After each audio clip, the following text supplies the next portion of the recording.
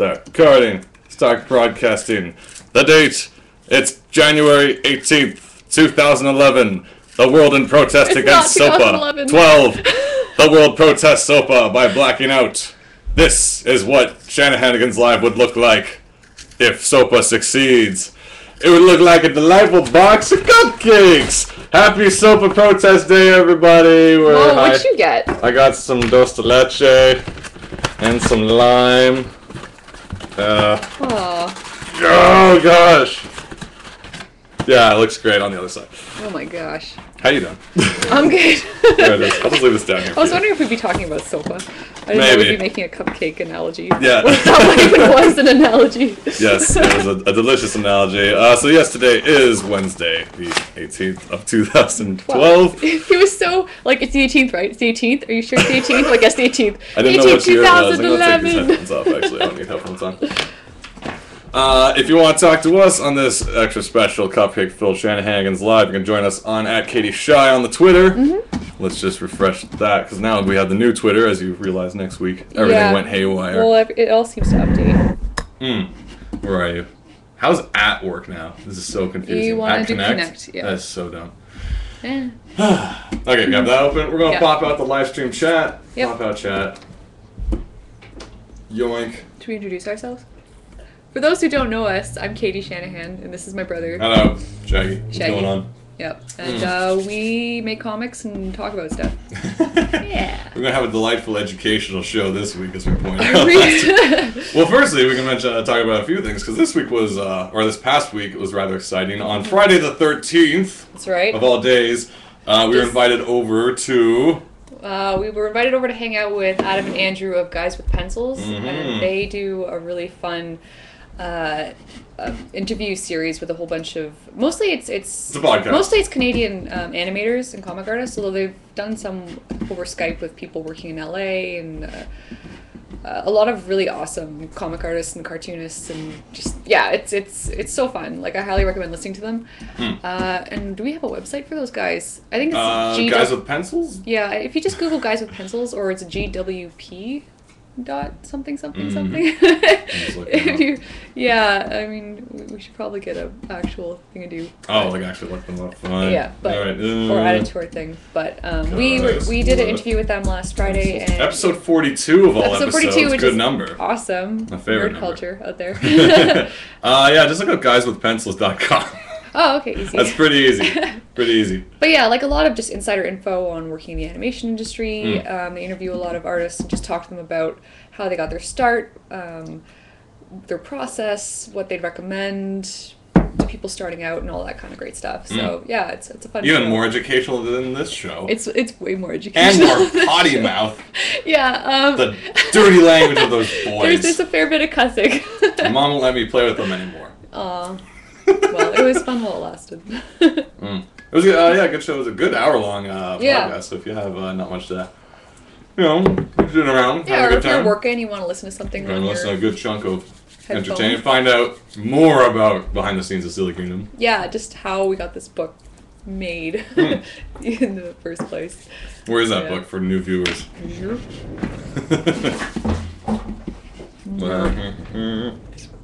Oh, is this it? Nice. Yeah. This book's what we're talking about. Silly Kingdom, Alan Richard's 211th birthday. Just shipped out a whole nother pile of books, so more coming you guys' ways if you're watching. I just want to read it right now, but I can't because this is for one of you. So I'll give awesome. That. As we say, this is an educational show, so Katie's going to be drawing us a little something. What's going on over here? I'm doing a pencil commission today for Proto Wilson. I'm sketching the sniper from Team Fortress 2. Team Fortress 2 Sniper. But I haven't really played it, shame, so I have to find some reference. Haven't. I have to look up some reference on the iPhone. Have you guys played Team Fortress? You like chat? Chat? Where are you? You guys play Team Fortress?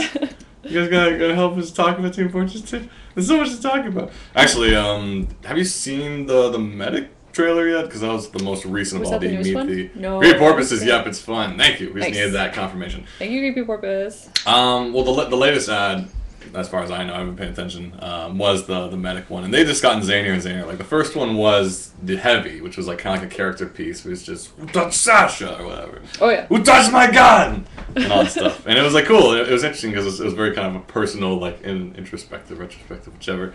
And gradually they just became bigger and bigger, these trailers, and added more story elements and stuff, like the scout's mom. I love them and the assassin. Yeah. Yeah, all that stuff.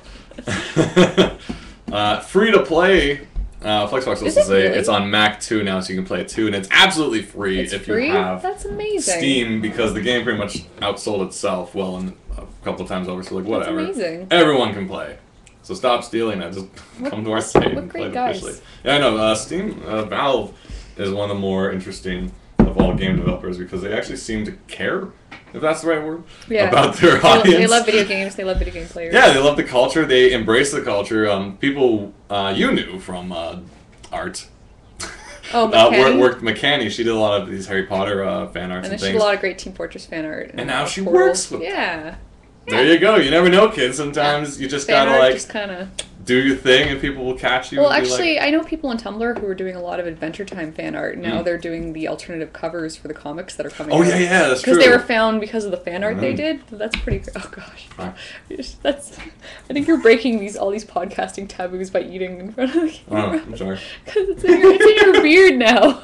Really? I'm looking at it. Where is it? Oh, no, not really. What did you just say? Something important before you made fun of me. Adventure Time. Yeah, Adventure Time comics coming out. Drawn by Ryan North. Dinosaur Comics. Toronto's own. Written by. Written by? Yeah. I don't know what he does. If it was drawn by, it would be all those dinosaur cutouts. Alright, sorry. Written by... I was going to say he draws as good as Neil Gaiman. So, there you go. Written by Ryan North. Toronto's own, I got that right. Toronto's own Ryan North. He had a launch party recently at Poppers. I didn't show up there. Oh, that would have been fun. I don't know if they're going to talk about it, Adventure Time at all, but it's on its way. I think Beguiling, if they haven't already, they're going to be doing something with it. Oh, yeah. Event or something. So check that out. Keep your eye on the hat. Oh, Flexfox says, nice new link hat. Why, yes, it is. Oh. What is that on your head? Well, let me tell you with a song. Oh, no. Let me see if I can do this. I was going to do this a lot smoother, but now I've ruined it.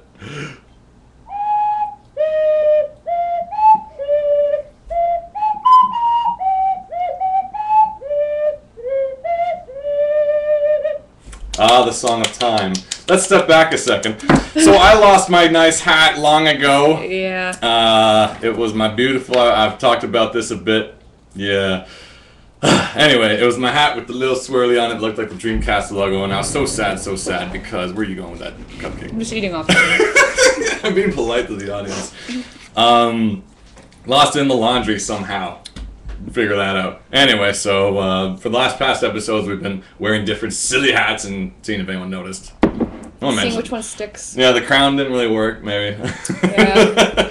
But then we found this Etsy site. Unfortunately, I don't have it on me right now. I should pimp her work, but she makes a lot of Link hats. Link cosplay hats is what it's called. But my problem was the original green one. The green ones was too green for me. It's a little too happy. And then there was like a nice, more woodsy green one, but that was sold out because there's only like one available at a time. And then I saw this Dark Link one. I'm like, boom, snap that up right away. Awesome. So there we go. I'm still working it in, seeing if it works for me. You know, I wore black today intentionally just so it would blend in. You guys wouldn't be like, that's a weird hat. So. Excellent. You're also wearing your Video Games Live shirt, I see. Yes. I can. Don't know how I should position it. It's good tucked over the side. Oh, over the shoulder? Okay, yeah. Just like that. Just so you can see the... So we'll work this hat in. Now at conventions when people say, go find the guy with the Link hat, they'll really mean it. Yeah. Because that's... Or whatever hat you're wearing. Yeah, because at San Diego, or not San Diego, San Fran, at Ape, they're telling people to come to our table. Like, look for the guy with the Link hat, and it wasn't truly the Link hat. Yeah, but it was pretty This kind of more is. I should actually look up that person, but for now, let's jump over to the educational portion of this program. Let me see if I can figure out the camera. Katie's going to be doing a little sniper. Right now I'm just searching for poses. I'm not quite sure what I'm drawing yet. Here I've probably got him crouching, like holding the gun up, but we'll see how this works. Maybe take a look back at the chat for a second here. We got Endless Guy saying, you came prepared. You darn right I did. I was just waiting. I actually was literally waiting for someone to ask about the hat, and I was going to pull this sucker out. Because I bought this ocarina, this one right here, on like ThinkGeek or something, or I don't know, some website that was advertised way back when, like, good 4 or 5 years ago, and I never did anything with it. I didn't know you had that so long. Yeah, man, I was saving it for a time when it was needed. When the hero of time lost to fight SOPA. Yes. Segue. So Chris says, so Katie and Shaggy, what's your opinion on SOPA? I bring controversy to this show. Ha ha ha. Thunderclap of evil. Well, I don't know how much controversy there is. Obviously, it's a bad thing for the internet. Well, here's the problem. Here's my problem in general is there's some great resources and great videos out there all about fighting SOPA. I have yet to actually hear anyone pro-SOPA talk. Yeah, there hasn't been many, and if there are, like, it's usually like owners of movie studios. Yeah, it's usually the big bad guys who are like, but like no one's actually made a video to be like, yeah, this is why it's good. Support SOPA. SOPA. But I find that troubling because it's kind of like, how can there still be so much support for it when no one is actually like broadcasting their support? It's like this hidden support for SOPA. The link I post on Twitter, I tried to find something a bit more neutral because, like, I don't know, when I read about these things, when there's a lot of emotion involved, it's hard to feel like you're getting down to what it's really about because people are just like, it's bad. It's like, well, why is it bad? I don't even know what it is. But there's enough info out there telling you how it would damage the internet as it's in the direction it's evolving in, which I think is a pretty good direction. And I'm grateful for all those videos. Like the big one, of course, was I forgot the guy's name. Sorry, he made it for the official kind of SOPA Blackout site that we've been passing around. He's the guy behind the series. Oh gosh, you are on fire today. It's God, how come remix? It's something about a remix. Everything's a remix. If you haven't watched this yet, check out Everything's a Remix. How does this guy hold his gun?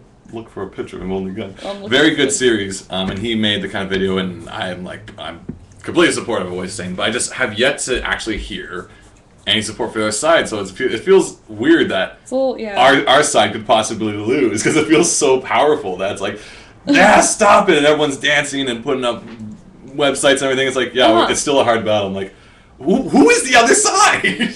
Well, they're not. They're not on the internet, and then it's they don't use the internet. Because it looks like we're fighting on the internet, and they, with their Stop Piracy Acts on the internet, are not even on the internet. Either. Flexbox saying there's a really good TED Talk on it right now, which would be good. Because honestly, I do just want I do want to hear from both sides. Like that's the major thing. You never want to be like you may want to support one side 100%, of course, but. It's not right to do so without at least, Yeah, I have no knowledge of the other side. That's my problem. That's the thing. Just because I don't read. Educate yourself. Because I'm not going to read the document with such loose concepts that I don't even understand it. That's all like, well, we could shut down other sides. I mean, and that's to bring it back. That's why I was always so confused with the Occupy movement, because and I know it's the same thing. Everyone's like, well, what does it do? It's like, well, it's there for this everything. It's supposed to do everything. It's like, but what? But like. I don't know, I didn't really know what was going on. Alright. Really? Well, unfortunately we don't have too much opinion. Someone's calling us with the... I'll tell you what's going on. But in general, like honestly, if the baseline is, piracy, of course, as much as a lot of us have probably enjoyed a few free things every now and then. If it's hurting a creative industry, then we should try to fix that. Yes. But at the cost of what? I think it's just, I guess, like, the main negative point is that if someone brings up a complaint against a site, it gets shut down and it stays shut down until it's proven. It's guilty until proven innocent. Everything is guilty until proven innocent, and that's the big problem. And that's what they don't stand for, of course. Because, I mean, maybe some sites you should be able to maybe go in and do that, but, like, not right away and then waiting for it. I mean, even YouTube, they cite YouTube as being bad. I mean, YouTube polices itself if it finds someone's put up a movie. They'll go and take it down. Well, that was the major problem with it. It's just saying that they can go around willy-nilly and just ruin people. Like, when I say they, it always sounds like, I don't know who they is, but it seems to be movie studios, music industry, book industry too. Actually, was one of the big pushes for it. I heard that a lot of industries against the it. ESA, it's a video game guys that basically Nintendo, EA, and everyone's a part of. It's the guys who run E3. Not by name, because Nintendo, Sony, and EA retracted their names from the actual SOPA listings, but the society they're all a part of, the association of, I believe it's the ESA, the Entertainment Software Association, is still supporting. Wow. So that's kind of hypocritical, because they're like, oh no, don't get mad at Nintendo, but we support it still. Wow. You know, I'm like, that's not nice. Yeah, as always, the best thing to do. I know, come on, you jerk. Don't do that. It's not even canon. Yeah, best thing to do is just inform yourself as much as possible. I mean, can we even do anything Canadian-wise, or is it all up to the Americans? Well, the baseline is anything that happens in America is going to eventually happen here anyway. So it's kind of like, so right now start now. Yeah, basically. Chris Lewis is saying the irony is, they'd be using the internet to be pro-SOPA. And then Fluxfox says, basically, they take away the .com and block access for a number of people that use to connect to it. The problem is, if you find the route number, you can't connect. Yeah, you got to be super clever to find these sites after they've been blocked. And Christo says, the thoughts on it is like giving the keys to nukes to the entertainment and asking them not to be stupid with it. Yeah, and these are the guys who gave us the Matrix sequels, so I can't really... Boom! They already dropped bombs, buddy. Boom! So, well, parts of 2 were good. 3 was a bit of a mess, anyway. Parts of 2. You like the Burly Brawl. I love the Burly Brawl. I find it's too messy. I find it's delicious. I just don't like the name Burly Brawl. I don't know why it was named that, but it could have been like the Smith Shuffle or something. Yeah. But that one goes well on the DVD. The Smith Smorgasbord. Christo says, no, it's sunglasses. Yeah! Says, thank you, Chris, for the clever... I'm sorry. I don't know if you're allowed to do that anymore, though, because... Yeah, we get shut down. This show's going to get shut down for imitating CSI if SOPA passes, so I'm afraid we will not be able to tolerate this anymore. Chris, we'll have to censor you for the remainder of the program. It's like suddenly the screen becomes black. The chat goes dark. This is the censorship, and I'm the captain. Boom, knock you out. Oh, that's awful. We can't sadly do anything but ask our U.S. friends to contact their senators. Chris says, no. You didn't put your sunglasses on before you said that, damn it. Isn't it? Yeah. But yeah, the basic idea is anything that affects the states media-wise is eventually... Well, the other half of it, too, was... if Canadian sites get blocked out from States viewership, and that would knock out some startup stuff. Like, well, that would be sad too. It's like, well, obviously it would be sad, but I mean for us. Wait. For you personally? For me, it would be sad. For everyone, it's sad. Yeah, I was gonna say we get a lot of Silly Kingdom backers from the US. I don't think Silly Kingdom's gonna be blocked out. It's not like. So you say you based the wizard on a cranky Saruman? Peter Jackson's like, I don't appreciate it. I'm going to take you down. Now that I got my fat back. Coming to Canada. Taking you down. It's like Bing Bong. It's him and Richard Taylor. PJ at the door. We're like, oh crap. This can't be good. He wouldn't come here for fun. No. I want to break your hobbits. I'm like, what? Let's break my hobbit. Talking about PJ. Stop it. Get out of my house. Chris put his sunglasses. Now I did. Yeah. Isn't there a song that goes, girl, put your glasses on? I wear my sunglasses at night. Oh, there's that. And it is almost nighttime. Chris, you're copyright infringing that song. You can't do it. You wear your sunglasses at night. God, you're getting us in trouble. I know, stop. Cut it out, buddy. And this guy says I wouldn't be able to watch you guys anymore. Aww. Yeah, because you stream would be. We talked about Tintin, and then PJ would be back at the door. Ding dong. I'm here to break your snowy. It sounds like him saying ding dong. PJ's like ding dong. Peter Jackson, inside your house. I want to break your hobbit. Hobbit. Why are you gonna break my PJ, what's going on? I don't even know what that is. Endless Skies is in the US. Now, here's the thing. As we said, as Fluxbox was saying, there's really not too much Canada can do, because we're not talking to our senators. We don't have senators. But... no, we're coming ourselves. We rule our own internet, buddy. But is the climate, like everyone's talking about here, but is the climate a lot more aggressive in the States? Because it's going to hit you guys like first? Are you guys on the street being like, SOPA! Like, I don't know. Are you? You see some guy that copy like, ugh! God, I can't even. Slap it down. Obama already said he is vetoing it in the current state. I'm not worried yet. Yeah, that was pretty cool of him. He just shot it down. And if you're against Obama, you're against America, so SOPA is anti-American. Wait, what? What if you're just... What? I'm just trying to spin it so no one votes for SOPA. But I mean, if you vote for different parties... That's when we move to Toronto and sit outside their house watching them. You gotta look at what everybody's campaigns are. So Chris is just... You can watch Shanahan's live in our house. Oh, okay, cool. That's cool. We'll get a plot of land for you, Chris. We'll set up some pylons. Or road cones, whatever you guys call it. People are a little too apathetic to be out in the streets. Oh, sorry. Yeah. It says endless, guys. But people are, for the most part, not too pleased with it. Christoph says, he took SOPA and threw it on the ground, says Chris, the host. And Creeper says, that's expensive. Road cones? For me, probably. What is going on the Twitter? We've got, I'm trying to make sure, I don't know if this is part of the show or for something else, but Ryan Avenue says, did you hear about George R.R. Martin at TIFF? He's going to be at TIFF? Tell us more. I guess not. Tell us more, Brian Avenue. Tell us more, brah. Is he finished writing that next book yet? What's his next book? The next Game of Thrones. Oh, okay, well, although I know he's not my bitch, so I'm not going to complain. Well, there was this meme thing going around where I think George R.R. Martin is my bitch. Well, it was I think Neil Gaiman started it. George R.R. Martin. It was like insert author name is not your bitch because it would. I they don't write when you tell them. I don't know what the exact details were, but it was like George R.R. Martin likes football, I think, and he was talking about football on Twitter, and someone got really pissed off that he wasn't writing his book and he was writing football, and it was like, dude, I'm not your bitch. Like I write when I feel like writing. Yeah, man. I don't write all the time. The problem is people. Where's the next book? It's a weird double edge deal there because we can jump over to Katie Cam for this because we're talking about books and books are kind of like drawings. Messing up this hand. I'm doing that bad thing again where I'm putting in details before I put in all the. It's kind of crazy because you do want to appreciate that you do have diehard dedicated fans. That's something that like lots of people love to have. Well, the thing is though, when someone's being rude and passive aggressive to you, it's like, oh, okay, yeah that's flattery. You know, it's like you can't stop being a little bitch. It's like he's my biggest fan. It's like, you just can't take flattery. It's like, well, flattery is like, F you, where's my book? I want to read a story. Well, it's interesting because it's, there was something interesting about that, but then I got enraged. You want, the support the fans, and, no, that's not what I'm going to talk about. Scratch it. No, you don't want to support the fans. No, I was just treading water.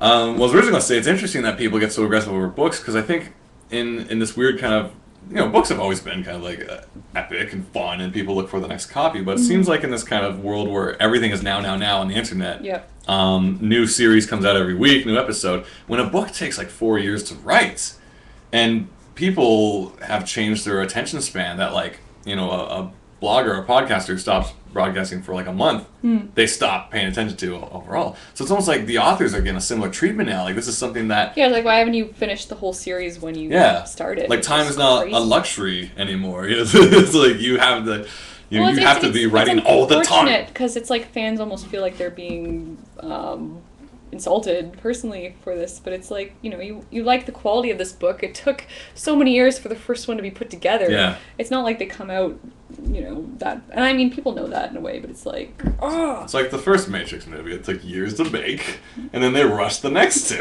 But maybe some people really like those other two. I enjoyed the Burley Brawl. That was good writing. Yeah, that was good writing. That was excellent. It was the character development, and it was excellent. There was a lot of Agent Smiths. Yeah, it was a metaphor for Agent Smith is stretched so far, and he's so busy all the time. It's always good new. It was a metaphor. It's a metaphor for his busy life.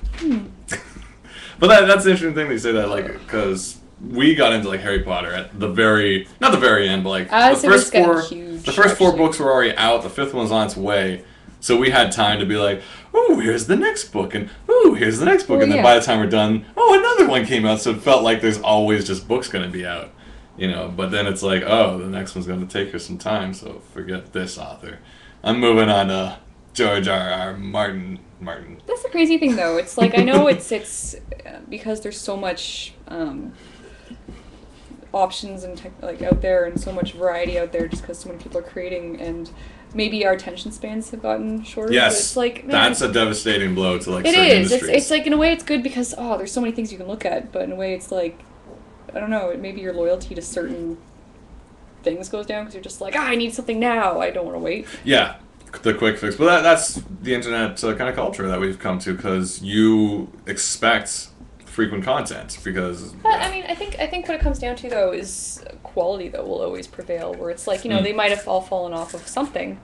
But you know, once it comes out and it's good and you're hearing about it everywhere, you get back into it. No, awesome, and then you know you'll be alerted when the next one comes out. I mean, it's not like George R. R. Martin's gonna like sneakily put the next book on the shelf and you'll never hear about it. Like, it's gonna be huge. Chapters is gonna have all these big deals and. Well, where are we right now? Like the last I was talking to one of your friends about the books, and it's kind of like, is this the book that's what was going on with the other characters? Okay, book? no. The last 2 books were split up into halves. So this next book is going to be, I believe, all caught up. Because it was like, the book before the last book was a whole bunch of characters that weren't necessarily my favorites, and then the last book was all the characters I really liked. So I was like, yes! Christo says, or Tolkien, 13 pages of what grass looks like. He's not that bad. I was reading, the Gormenghast books by Melvin Peake, I think, and there was like this one thing where it was like describing the taste of a pear for a page, and I can understand where that's supposed to, that is like artistic, but I'm so just like get to the point. I want to hear what the story is. I know what a pear tastes like. I have no poetic bones in my body. The book is like a good couple hour read, and the movie it's like, well, we shot the pear scene. Now what? We're half over. He ate the pear. Now what? The movie's almost done. Yeah. That's pretty rough. That's why I like comics. Because we get you to the points where, like, here's the castle. I'm not sitting there telling you for 5 pages how the stairs curl slightly to the left. You can see it. Done. And you're immersed in that lovely I also feel guilty about that, though. It's not working. For, when you read like crazy detailed books, like Berserk is one that I read. That's just the backgrounds are phenomenal, and you're just flip, flip, flip, flip, because when you read an action sequence in the comic, you kind of want to, or at least me, go at the pace of the action. So you're like, whoa, swing, bam, boom, jump, But then you realize, like, oh, how many hours did it take to make every single background I just blasted through? No, that's true. You look through horrible. it. I feel the same way with Urasawa's books, where it's like sometimes I'll look at something that's nice, but I'm just reading at the pace of the story, and that's what you want to do. You have frosting all over your beard. Are you sure? Yes. Gosh. Okay, I don't think this one's working. Why is that? Let us tell our viewing audience. Well, I don't know. Proportions are weird. It's flat. There's not a lot of good 3D going on. I obviously don't know how he holds the gun. His head's too big. He looks like, yeah, it's a first pass. I'll go in and do a couple more. I haven't really done much drawing today. We've mostly been cleaning the studio, so I'm really rusty. This is one of the first full drawings I've cracked off today that are actually finished. So, we'll get better as we go. Is this for an Indiegogoer? Yeah, this is for an Indiegogoer. Cool. This is for Proto Wilson. Okay, there you go. That's what I was looking for. Proto Wilson. Yes. Why do I... That's so familiar. She's been on the chat before. Ah, yes. And this guy says, a better sniper than I can draw, but I defer to your knowledge. Thank you. Christos saying Shaggy making beard frosting cool since 2012. There you go. So you're just going to scrap that and start again? No, I'm going to... well, this arm is weird looking. I'm going to try and fix this arm and just include it as one of the options, because she might really like this pose. Oh, okay. And then I'll just fix the anatomy. You like put him in a bush or something like that. Well, it's hide him with a bush. There, it's good. Hide the whole body. Sniper, you shouldn't see him. That's what I used to do in comics when I was a kid. It's like, this isn't working. I'll put a building in front of him. There's like obstacles in the foreground. Yeah.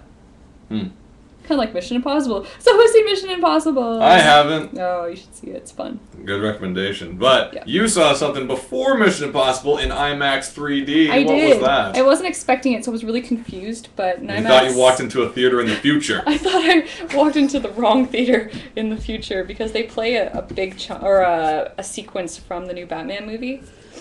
Batman Dark Knight Rises. Yeah, because it starts off where it's almost like trailerish, and then it's like a whole 15-minute almost kind of action scene. Sequence, yeah. Featuring one of the characters from the movie that's actually really intense and pretty exciting. But the whole thing is the whole time, because it was a movie, I was like, are we in the wrong theater? Maybe we're in the wrong theater. So I'm not totally engaged. I'm like, oh, I think we should go out and tell someone that they're playing the wrong movie. And I didn't know they were playing this. I was like, maybe Bane's a character in Mission Impossible. I'm waiting for It's a crossover? I'm waiting for Ethan Hunt to show up. Like, oh, I think I'm in the wrong movie. And then I was like, oh, it's a Batman teaser. Bane takes off his mask and it's Ethan Hunt. Yeah, he takes off his mask and it's... What? People seem to be having problems. Some people seem to have problems understanding him. Alright, tell me what he said. I don't know. I had to watch the trailer twice. The action was wicked. Because what he says is... My government asses, you're my permission to die. I'm like... To die. What was that? Die. One more time. Permission to die. And the second I saw the trailer, I'm like, here come the web comedians. They're all going to have their video with Bane, and you can't hear what he's saying, and Batman's like... And he's like, what? And Gordon's in the middle going like, I can't stand you two. Yeah. And I'm just like, here it comes. But, so the backstory with this is interesting, because Nolan is God, and he's allowed to do whatever the hell he wants. Yeah. Because he made such phenomenal stuff as the two Batman movies. And such phenomenal stuff. He made this little thing called In Your Brain Dream thing. Inception. I like which to is call amazing. It brain dream thing. Well, it was based on the book In Your Brain Dream thing. Okay. Being able to do that, like a movie like Inception is pretty risky if you consider like it on paper. You're like, so it's a dream within a dream within a dream, and Nolan's like, no, it's a dream within a dream within a dream within a dream. Seeing it, it's like, this makes sense. Why hasn't this been made before? Yeah, no, I was Inception. Like, this totally makes sense. Inception was fun times, but because of this, his neck is getting fatter, kind of like George Lucas's. What? And he doesn't listen to what other people say. And he's gonna be like, bah, bah, bah, well, from now on. And what this means is he gets to do whatever the hell he wants, and not, have any kind of opposition. Which creativity usually thrives when you're opposed and have to think around things. But whatever, let no one do what he wants. So he wants Bane to have and he says, I'm not gonna hold the audience's hand. I want them to feel like they're in a room with a guy who goes. Oh, I see. That's what he says, and I'm like. Rah-rah, you're an ass. Because I'm imagining me in the theater like this the whole time, like leaning with my ear. Kind of like listen a bit. And the best is though, the Warner and like all the studio guys are like not saying they're changing it because they don't want to say it, but they're like, we're adjusting it slightly. Oh, he really wanted you to not understand. Because he wanted you to feel like Batman, confused and befuddled in the theater. I guess though, all you need to know is the bad guy's bad. Like, you don't need to know exactly what he's doing. You just need to know Batman's got to kick his butt. Yeah, but like, so that's the situation right now. So the question comes down to whether the studio can pressure, well, maybe not pressure, but ask him nicely to be like, please, Nolan, we know you did amazing stuff, but can you just take off the blah a little? Turns around, he's wearing the blah. He's like, I'm doing the press junket like this to prove a point. I'm no longer Sounds like, alright. So that's what that is. So that's why you were confused this weekend. I didn't see it yet, though. I just saw the trailer. You starting again? Yeah, I'm noodling it. Let's see how Katie starts a sniper. No! Okay, yeah, I guess this is good. Look how awkward when people watch me draw. I need to get better at that. But it's like when I'm on a bus and someone's just kind of leaning in. Like, What Flex Fox wrote, we said, Avada Kedavra? Exactly. Avada Kedavra? Is this having to do with, like... Oh, and this guy I saw Mission Impossible. It surprised me with how fun it was. It was a lot of fun. Brad Bird, directing debut, live action. Yeah, I mean, the characters were really fun. The action was really fun. There was a lot, there were a lot of good character interactions. And, he's the good guy, so things generally turn out okay. But, like, I was scared for them in a lot of scenes. It was just like, oh my gosh. It was just really... I was scared watching the trailer because he's hanging off this big tower. Oh, that whole thing was crazy. It was really exciting. And it was good seeing it in IMAX. It was fun watching it on the big screen. Was it 3D or just big? Oh, it was just big. I don't like 3D. Oh, okay, good. I thought you saw it in 3D. No, I'm not much for 3D. Yeah, like, for me, the general consensus for most people seem to be, it's impressive for the first 5 minutes, and you just kind of forget it's 3D after a while. And then you're, like, watching a movie. Like, I don't know. 3D works sometimes. Mm-hmm. But yeah, I should definitely check out Mission Impossible. Let's see what's going on the chats. Yeah, you might as well get out of this because I'm going to restart. Oh, really? Or I can watch you erase a drawing. How do you erase things? Start again. Just because I cut his whole body off. I need to see how he holds a gun because this is research is important, guys. Well, tell us why. Because well, for here it's like I want him holding a sniper gun, but I don't know how this properly is held. Gun? So is there no imagery of him? I'm gonna look for some because the thing is TF2 sniper. Actually, okay. I think I found. Oh, here's him holding the gun. Look at that. Bam. Oh, that's convenient. He's just holding it in one hand. Yeah, he kind of hips it. Yeah, because it's so big. Just type TF2 sniper, or you can have him double hand it, like here. Yeah. Sorry, I'm not. This is a very visual medium, and we're not showing you guys the imagery. Yeah. Let's jump back to wide cam. While Kay researches a sniper. I mean, you can ask McCanny to help you out. Yeah. So like, hey, can you give me a sniper? Let's see. We got Endless Guy saying I don't like 3D movies either. My boyfriend has only one eye, so he can't see 3D. Yeah, some people get headaches too. Like there's like I'm grateful that there's the option. Like they don't force you to do 3D. Yeah, yeah. So, but that's just one of the things. Like that was the other thing with the 3DS. Like the reason the 3DS wasn't always 3D was because A, 3D is irritating, and B, there's also that situation. Like people, not everyone's gonna see the 3D. Yeah. Like there you go. Creative Orbit says that doesn't solve my problem of having to wear glasses under my glasses. Yep, our mom has to do that. Glassception, says Chris the host. Well done. Interestingly enough, though, I think they do actually sell a pair of like like when you take your indoor glasses outside and you have like the little clip for the sunglasses. They have really? that, but they turn 3D. They have that, but for 3D. So it's like the polarizer, and even more interesting than that. They have the counter 3D glasses, so if you go to a 3D movie, you can wear the glasses that un-3D it. What? So it's not 3D, it's just flat. Like, it's weird. Weird. Anyway. Wait until they can just download right into your brain. And then you can see it where you turn your head, because it's like the movie's in your room, and you're like, no, he's on the couch, and he's Which climbing. Sucks for like a scary movie or something. Yeah, that's horrible. I can't get away from it. I strike that opinion, I don't want that to happen. Yeah, don't do that. Checking Twitter. I don't know if Idnis is here tonight. Oh, where you at, Idnis? Where are you? Are you doing exams? Is that what's going on? I want to see how you doing. Why aren't you hanging out, Idnis? Why aren't you coming outside? Christo was saying I only got the 3D so I could play Kingdom Hearts 3D when it comes out. I saw that trailer. It makes me want someone to like sit me down and be like, okay, here's what Kingdom Hearts is all about.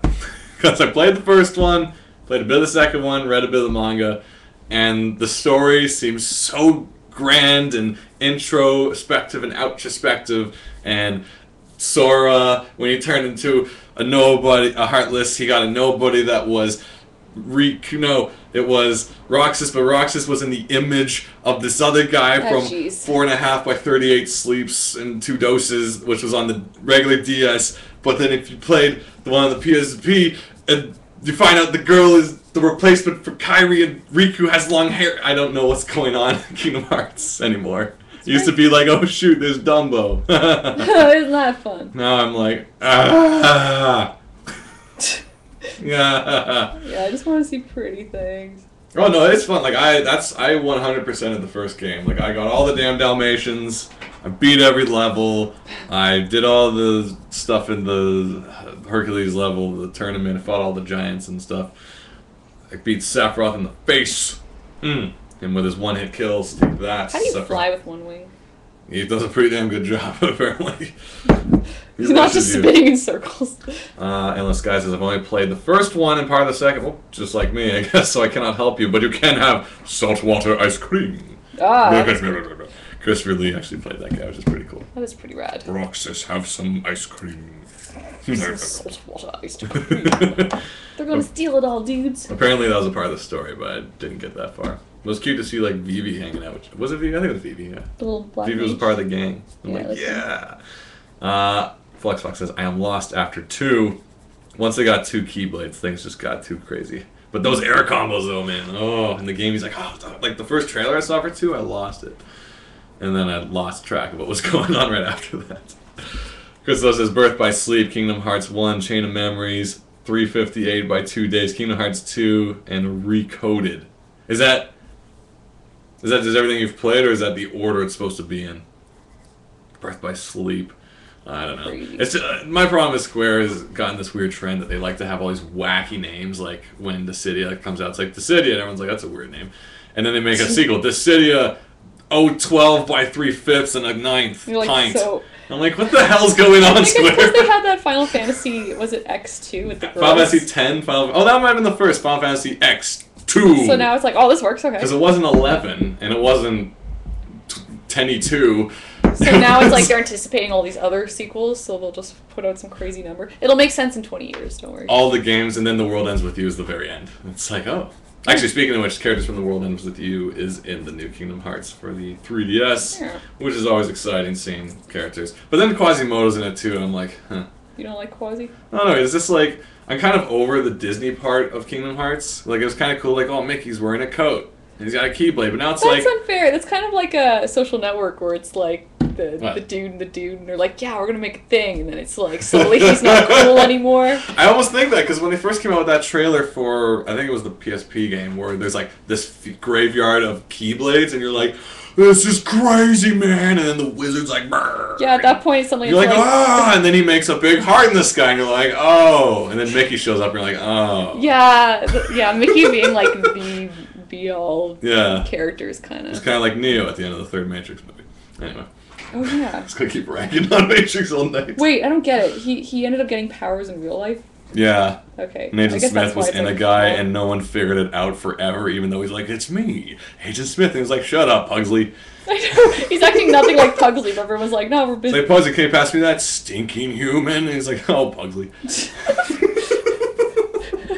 I'm like, guys, come on. And then he breaks his nose. I'm like, eesh. Yeah, that's tough. He's like cutting himself for practice. I'm like, Okay. Flexbox says, Shaggy, you should have went to Kingdom Hearts in 2 minutes. It was acted out by cosplayers. Oh, was that did someone tape that? Oh, that's cute. It was at Con Bravo. I didn't see that on the schedule. I think someone mentioned that. I should have gone to that. Was it during, like, live-action Mario Party or something like that? Because that might have been why. Christos says, one day, one episode, I shall go into depth of Kingdom Hearts if you really want it. You can make me a video of it if you want. That's make us a video. So make us... this is the era of the video game retrospective. There's many shows out there. There's retrospective on game trailers. I would like it to be 5 minutes long. There's a new Bluffs Guide series, which I've really been enjoying over at GameStop. And Chris, the host, has offered to make his own series of Kingdom Hearts retrospectives. We'll break each game down to parts and have an overall story chart so we can see how things got to where they are. So thank you, Chris, for offering your services. It's not like this guy has anything else he has to do. Chris is fun. Why are you giving me homework? I have a you bring it on yourself, Chris. You I have a Sheridan portfolio to do. You encourage this guy. Well, alright, I'll give you the sneak peek. Do your Sheridan portfolio first. Here's the lowdown. We know some people at Sheridan. One guy's like, you know what they're really looking for? Kingdom Hearts retrospectives. Send to. Online. Silly Kingdom. That would just blow us out of the way. Everyone's like, oh, life drawing and perspective. No. It's all about retrospective. Right. So that's what I'd like to see. I think you're applying the wrong course. I'm applying to the Shaggy entertainment course where I get entertainment from you guys. Yeah. Fluxbox says, you get all the homework. Well, Fluxbox says so, then yeah, it's true. You do. New homework, says Creepy Porpoise. Let's jump over to Katie Cam, because I think a new sniper's showing up. Yeah, I'm trying to feel this a bit better. Uh-huh. But I'm still doing that bad thing where I'm just putting in details without flushing it all out. Actually, I'm not doing too bad. No. I do say. Yeah. Okay. This cupcake actually has the lemon in the middle. Oh my goodness, do they? Yeah. I love that Loblaws. Well, mine does. They're the best cupcakes. Cupcakes seems really popular these days. Everyone's like, cupcakes are huge now. I'm like, haven't they always been around? I think grilled cheese is the new cupcakes. Okay, have you seen that grilled cheese shop that opened up? Is it the one that I went to recently? Yes, but don't say where it is. No, I'm not going to say where it is. It's supposed to be. It's in the city. Yes. No, I ruined it. I think I need a sniper gun to understand how... I do have a Nerf sniper rifle at the office. Oh! Sorry, it's not here though. Yeah, it's okay. Just quickly going back, we got Gene Draws stuff saying, hi Gene. Disney characters were some of the strongest characters in the second game. Minnie was freakishly strong. I didn't get that far. I didn't know Minnie joined your team. Or do you mean strong as in well written? Like, she's a strong character. When she shows up, the story changes and she's like, Mickey! Shit just got real! Something. Just swearing doesn't make you a strong character. Well, no, but shit did get real in that game, because, like, the sky tore, and she's like, the sky's tearing, Mickey! Look out! Oh, gosh. He's like, oh, no!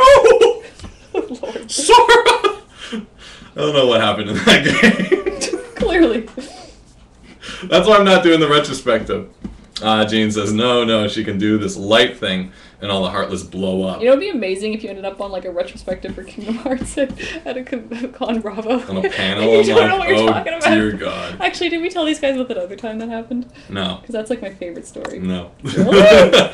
Mickey can take care of herself. I'm hoping she shows up in a cutscene where, who's one of the guys from the Organization 13, or the guy from the first game? X13, something? What's his name? He was played by the guy from Titanic, I think. Billy Zane? Billy Zane. No. Yeah, Billy Zane was in the first game. No.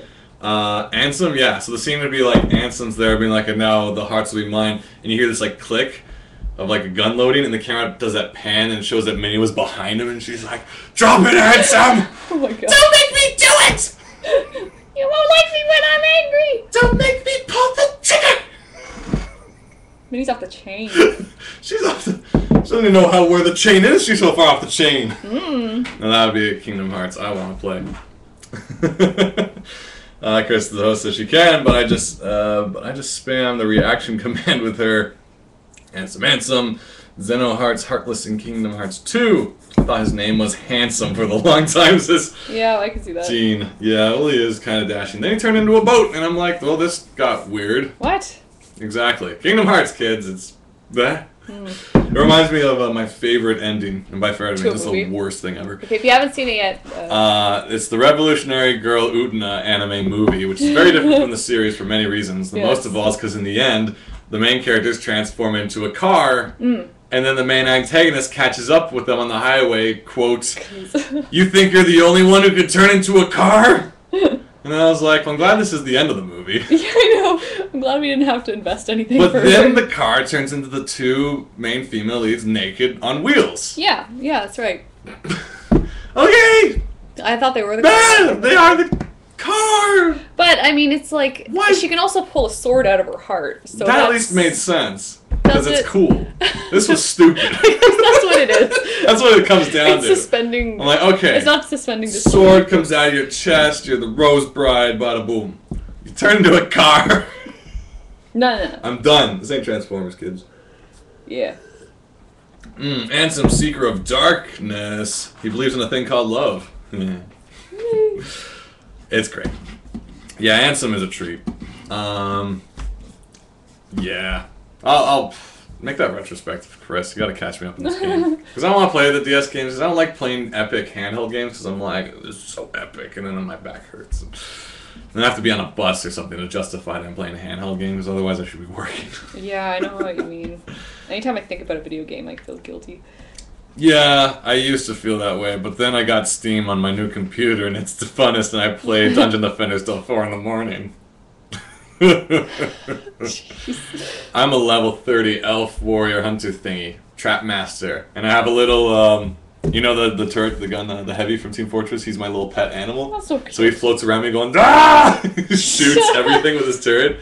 He's my favorite. I used to have a little lion that I named Juicy Fruit 20, but then I sold it, got him instead. Someone bought Juicy Fruit 20. Well, actually I didn't sell. I put them in the store, but I don't think anyone bought them yet because I didn't put them in the public store. It's an interesting game. If you haven't played it yet, Dungeon Defenders. 4-player, co-op, action tower defense title on Steam as well as Xbox, I believe. The Steam version's better because it has a lot more integration with Team Fortress and stuff. And it's just fun times. You go around setting up traps. There's different kinds of characters. There's the warrior who fights, up close with a sword, and he sets up like spinny blades and things like that. I can switch to Katie Cam while we're doing this. I'm just trying to figure out how to flip this hat We're up. talking Valve. It's a Valve kind of day. That was tricky. There's the wizard mage dude, lady, I'm not sure, it's witch hat thing, spells and magic missiles and all that good stuff. Magic missile. Then there's the monk who's more of a healer and looks like Aang from Avatar. Hey. And of course there's the hunter who's an elf, and she is awesome because she drops grenades everywhere. I like that in elves. She's fun though. That's cool because like she starts off with a crossbow, and then later you get like a machine gun, and you're like, okay. Nice. But right now I'm using this like crazy powerful crossbow, as well as my heavy animal pet who floats around my shoulder. Oh man, we started like this whole Kingdom Hearts chat going on about PSPs and everything. But yeah, so Steam, I'm gonna stop talking about it because I posted an article recently all about my love for Steam and the Steam sale, which it was so good. Where'd you post this article? At uberfriendship.com I did, which won't be taken down by SOPA because we have no copyright. Well, you talk about video games, so spoilers. Well, hopefully they won't find us. Uberfriendship.com, which you can find articles and reviews and stuff all posted by myself, David Hall, The Glenn, and also Matt 3D Matt. Yeah. From England. Don't mess with him. No. What we got going on over here? Fluxbox says, okay. Did we ever hear how your first D&D game went? KT. He said K at first, but he meant Katie. Okay. Well, oh yeah. You were how there was too. your first D&D game, says Chris the host. Fun. It was great. Yeah, you were there too. It was fun. Yeah. Describe it words. Okay. So I'm all for jumping around in costumes and everything. Okay, here's the thing. But we didn't do that because D&D involves a coffee table. What were you saying? Well, I was going to say, like, I think we were going for, like, trying to set up serious characters, and your character was just insane. It would keep attacking me randomly. What do you mean? No, that was only once. That was during training. Okay. And then I tried to push Katie in the creek. That was the thing. He was always trying to push people in the creek, and because my character is, like, a giant, like, armor-wearing lady, he'd keep falling over. My character was, like, this rogue failure. Was his class, I believe. Because anything I tried to do, like, during training, we went to a field, and I'm like, I want to attack, and he's like, you missed. And I'm like, I want to push Katie in the river. It's like, you fell down on your face. What I like about D&D is that you have unlimited options, though. Because we ended up, like, turning this random orc into, like, our Smeagol character. Yeah, that just followed us around. Yeah. And one girl in the group kept trying to kill him, but I kept trying to stop her. Yeah. So I'm like, no. Interesting story points probably coming up. I'm working on an article that I'm going to post on uberfriendship.com. That kind of addresses this. But my major problem with D&D, or at least maybe the starter game, because it's, that's how we start. It's basically the only way you can really level up is through combat. And I was really hoping to play more of like a dialogue-driven game where it's like we and Katie grew up on like Monkey Island and Day of the Tentacle. Our RPGs have been fairly new to us. The whole fighting thing. Yeah. I mean, but that's the whole point of, I think. But like, because that's the only measure of leveling up, and I almost wish, like, maybe D&D is more like this depending on how you play it. But I wish conflict resolution of different methods could also. We got games like Deus Ex, Human Revolution, where you don't have to kill everything. You can stealth. You can stealth your way through the whole game without killing anyone except for the bosses because they were designed poorly. Yeah. But it's like if you can make your way around a game and not actually focus on killing everything in sight. I'm thinking like we were doing interesting stuff. Like we came to this temple where these like lizardy guys were like praying, and I could have come up and stabbed a guy, but instead I rolled to like grab him from behind and be like, "Shut up." Or I'd slap you around and dunk your face in your pond. Yeah, like we keep taking people prisoner, and I think our DM is always confused by that because mostly people want to kill. And get like we want story points. Yeah, we want to see where this goes. I wanted to lead it. I thought it was great because we were in two different rooms. You guys were like getting tackled and jumping on lizard dudes, and I'm in this other room with the guy going, "Bah! Ah!" And I'm like, "Smack, smack, smack, shut up!" And I'm like, "Where's your leader?" "Bah! Wow!" Like he wouldn't talk to me. I'm like, "Dunk him. You ready to talk to him?" "Bah!" Keep trying. Because I just wanted story, and then this dragon showed up, and we're like, everything gets quiet, and this dragon's outside in the hallway, and a friend of ours is going to come out and try to talk to him in dragon speak, and we're like, go talk to him, and I'm like, don't make a sound. And I got really into the story elements of D&D, but the fighting for me got really monotonous, not because it's D&D, it's because just, this is what my article's going to be about, I'm just getting really bored with killing in a weird way, being the only conflict resolution in games these days. Well, it was kind of like playing Final Fantasy. Like, I loved playing the Final Fantasies growing up, but I hated the actual fighting. What I liked was running around villages, running around on chocobos, racing chocobos. Yeah, I liked just You completed characters. the whole chocobo racing in Final Fantasy VII. I got the golden chocobo. You went down and hunted down like the mightiest demons and stuff just so you could get the chocobo eggs and stuff. I took down the who were the giant villains in that? Was it like the weapons? The weapons. I took down pretty much all the weapons because I wanted that chocobo so bad. Yeah, because she was like, the world is at peril, and Sephiroth and he was like, yo, I got a big race this weekend. So Sephiroth's coming like, oh, I really got to make the chocobo cups. Oh, the numbers are really like 50-1. I'm in the favor for this. Got to get myself back to that Like I got the golden saucer. Yeah, that was it. Like I go on the snowboard simulator. That's the stuff I like. I like that fun stuff. Yeah, and that's like. Also. Aerith is dead. Where's my chocobo? It's like Aerith is dead. Oh shit, that roller coaster looks awesome. Let's go with that again. Who am I gonna take on the Ferris wheel? Aerith. Oh. Hey Tifa, you're a woman. Oh yeah, we also took if you play Final Fantasy VII, there's you have to. There's a place called the Golden Saucer, which is like this big, fun distraction world. Mm-hmm. And there's a Ferris wheel, and you can invite any character you want to join you. So Katie took the time to invite every member of the team so she can have private time with each of them. I think the most awkward was Barrett, because you don't face each other. You're both facing away from each other. No. Barrett, I think Barrett's still kind of cool. I thought Vincent was the most awkward. Oh, he was. He's standing on the bench facing away from you, and you're like, It's cool, because like Yuffie's like looking out the window, like, oh, this is crazy. And I guess Tifa's just like, so how are you doing? And Barrett's just kind of like whatever, and Vincent wouldn't look at you. Yeah.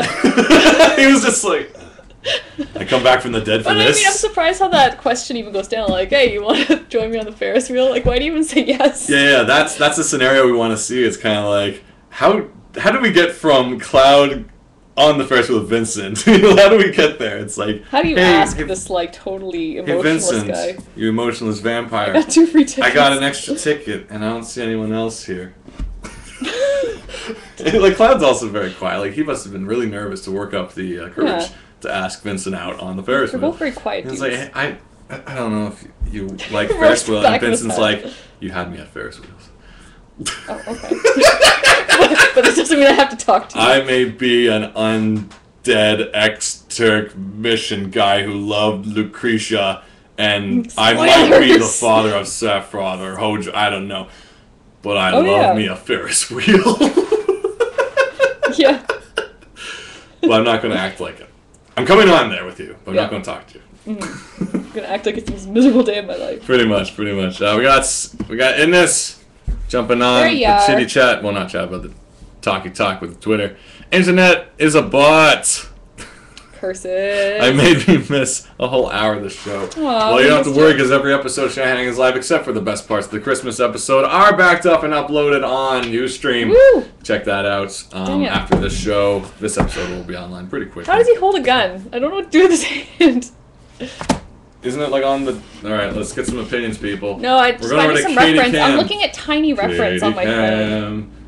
What do you guys think? How does a sniper hold a gun? I'm assuming that the trigger is here, so I'm just trying to figure out how to position his hand. You know what? I'll just try and... Well, I need to know what the gun looks like, so I'm just going to draw that first, and then I'll put the hand on afterwards. That's what you do. Fortress 2 sniper. Thing is usually when I started drawing, I'll have some reference around on my big screen, but right here I'll this one's actually not bad. Check this. I don't know what the handle of the gun looks like. The butt of it. Oh, well, it's probably like a typical You know what? gun. I think there's a turnaround somewhere. Also, if you get the game on your computer, which is absolutely free on Steam, you can probably do your own 3D turnarounds and look at the model. And not too bad. Actually, well, it's too late for this now, but I have Gary's mod, which allows you just to mess with all the characters and stuff in Team Fortress and all games that Valve makes, so I could pose him however the hell you want. Unfortunately, he doesn't hold a gun in Gary's mod.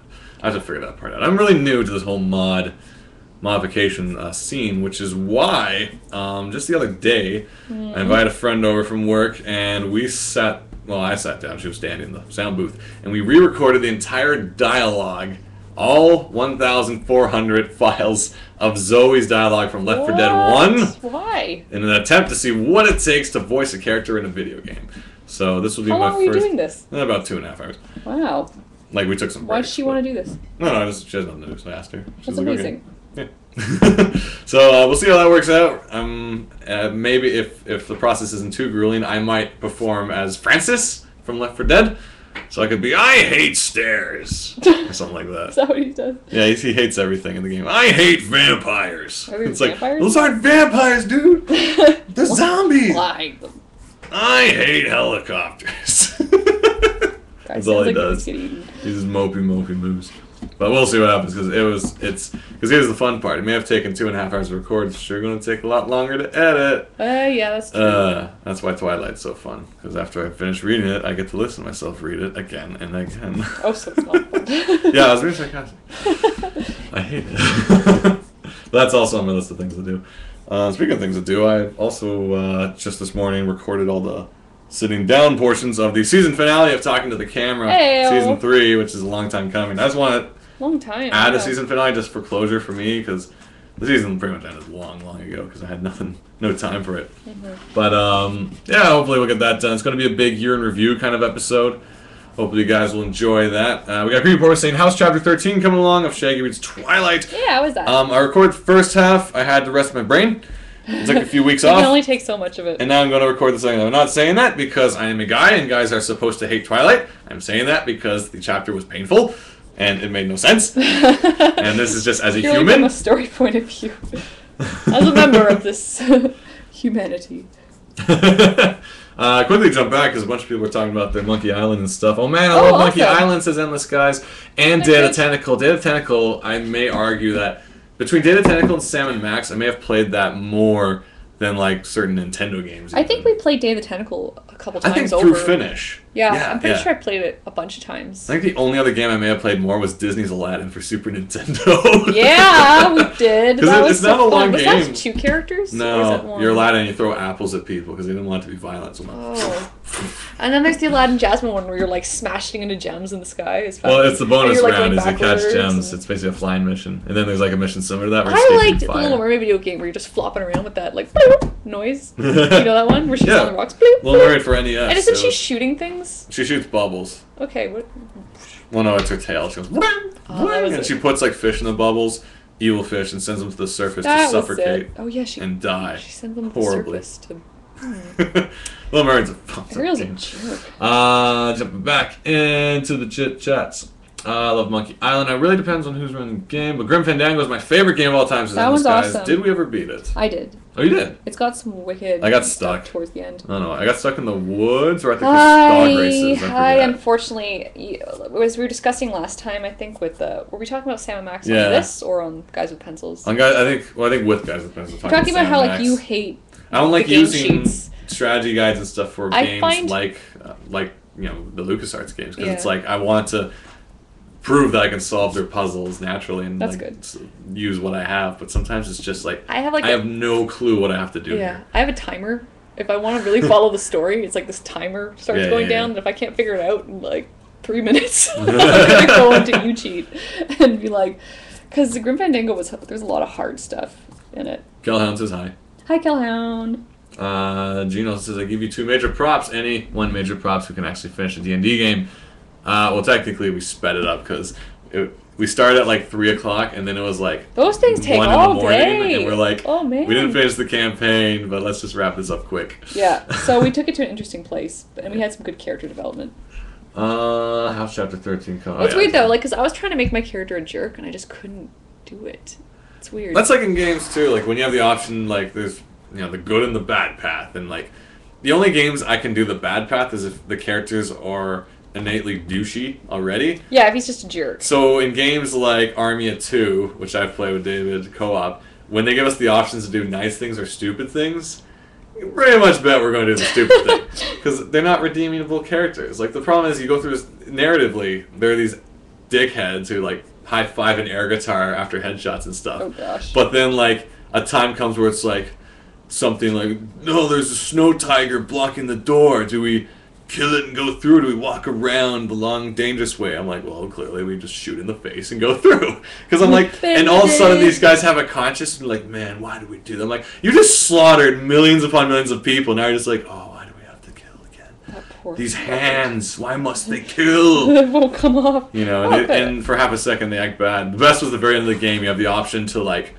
the guy gets your buddy, and he's like, you can let me destroy the world and save your friend?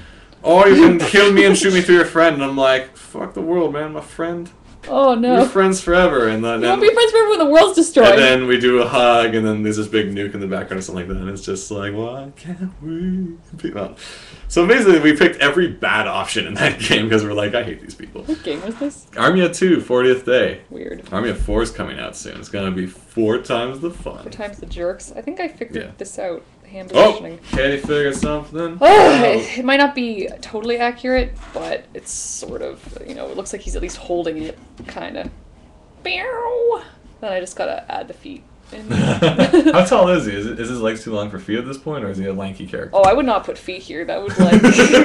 He's got tiny little legs. Okay, so you got more legs to go. I'll scan it and add more legs in Photoshop. Nice.